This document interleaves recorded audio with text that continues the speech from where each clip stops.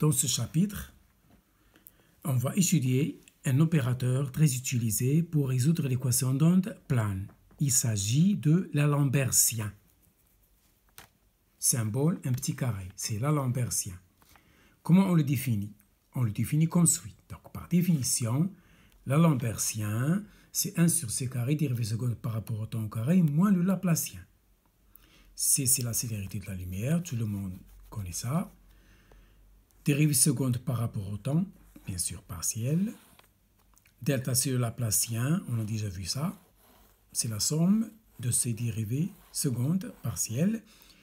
Donc, on utilise l'opérateur alambertien pour résoudre l'équation d'onde plane, c'est-à-dire l'alambertien phi égale à 0. Phi, ça peut être soit un champ scalaire, soit un champ de vecteurs, comme le potentiel V ou le champ électrique E. Et on écrit l'alambertien de phi égale à 0. Quelle est la solution de cette équation? On montre qu'elle est de cette forme. Phi égale phi 0, E, I, K fois R moins oméga T. Comment on vérifie que cette quantité est bien la solution de cette équation? Il suffit de remplacer. Et on va le faire maintenant tout de suite. On va vérifier que cette quantité complexe est bien solution de l'équation d'onde, ça égale à 0. K, c'est le vecteur d'onde. R égale OM, c'est le vecteur position. Oméga, c'est la pulsation de l'onde. Ça y est. Voilà.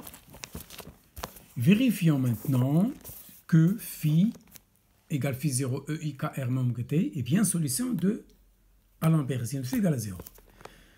Donc, on va chercher la dérivée seconde de temps.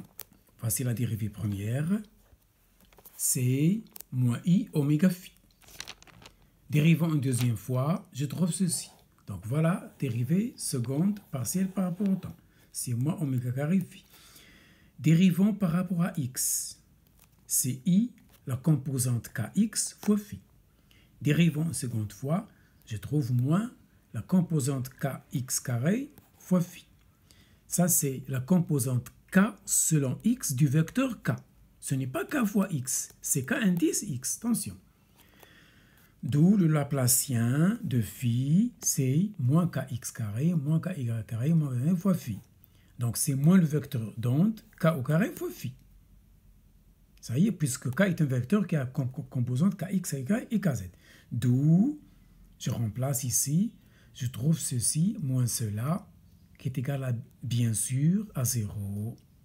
Parce que, par définition, le vecteur d'onde k, c'est oméga sur c. En général, c'est oméga sur V pour une onde quelconque. Mais pour une onde électromagnétique, la célérité V, ça se note C.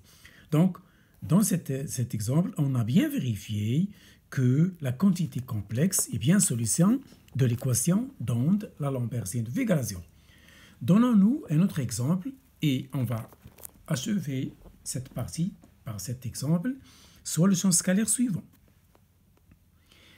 Formé d'une composante spatiale et d'un paramètre temporel. Voici le champ scalaire donné. Cherchons l'alambertien de ce champ scalaire. Très simple. Il suffit de chercher les dérivées partielles par rapport au temps, et puis par rapport à x, par rapport à y, par rapport à z, la dérivée seconde, bien sûr deux fois. Je trouve ceci. 1 sur c carré moins 6.